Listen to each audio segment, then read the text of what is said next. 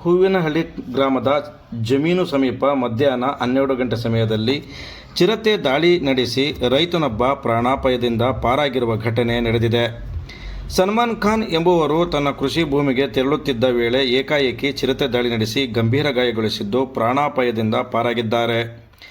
ತಾಲೂಕಿನ ಜಾಂದಳ ಗ್ರಾಮದ ಜಮ್ರುದ್ ಖಾನ್ ಎಂಬುವರ ಪುತ್ರ ಸಲ್ಮಾನ್ ಖಾನ್ ಎಂಬುವರು ಹೂವಿನಹಳ್ಳಿ ಗ್ರಾಮದ ಬಳಿ ಇರುವ ಜಮೀನಿಗೆ ತೆರಳಿದ್ದ ಸಂದರ್ಭದಲ್ಲಿ ಚಿರತೆ ದಾಳಿ ನಡೆಸಿದೆ.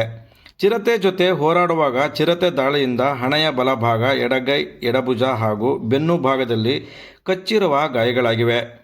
ಪಟ್ಟಣದ ಸಾರ್ವಜನಿಕ ಆಸ್ಪತ್ರೆಯಲ್ಲಿ ಪ್ರಥಮ ಚಿಕಿತ್ಸೆ ನೀಡಿ ಹೆಚ್ಚಿನ ಚಿಕಿತ್ಸೆಗೆ ಹಾಸನಕ್ಕೆ ಕಳಿಸಲಾಗಿದೆ. ನಗರ ಪೊಲೀಸ್ ಠಾಣೆಯಲ್ಲಿ ಪ್ರಕರಣ ದಾಖಲಾಗಬೇಕಿದೆ.